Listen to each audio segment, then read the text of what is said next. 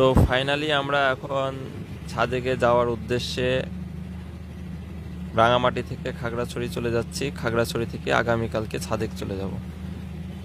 প্রথমে আমরা রাঙামাটির জায়গা যে স্পটগুলো আছে ওইগুলো ঘোরাফেরা করলাম। এখন ঘোরাফেরা শেষে এখানে একটা টার্মিনাল আছে, তো এখান থেকে আমরা বাসে উঠে পড়ছি খাগড়াছড়ির উদ্দেশ্যে।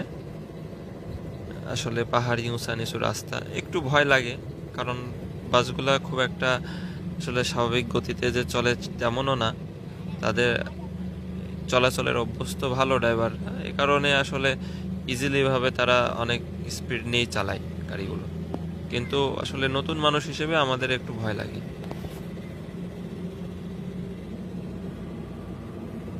আজকে আমরা রাঙামাটির লেকের মধ্যে যে স্পটগুলো ছিল এগুলো ঘুরছি।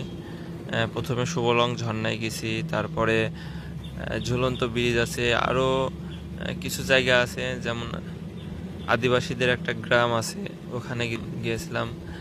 এখানে একটা উঁচু পাহাড়ের উপরে কিছু মানুষ বসতি আছে, সেখানে গিয়েছিলাম। তখন বেশ কিছু স্পট ঘুরাইছি। আসলে নৌকাটা আমরা ভাড়া করছিলাম সারাদিনের জন্যই, তবে দুপুরের ভিতরে আমাদের ঘোরাঘুরিটা শেষ করে নিয়েছি, কারণ আজকে আমরা যেহেতু খাগড়াছড়ি চলে যেতে চাচ্ছিলাম, এ কারণে দুপুরের মধ্যে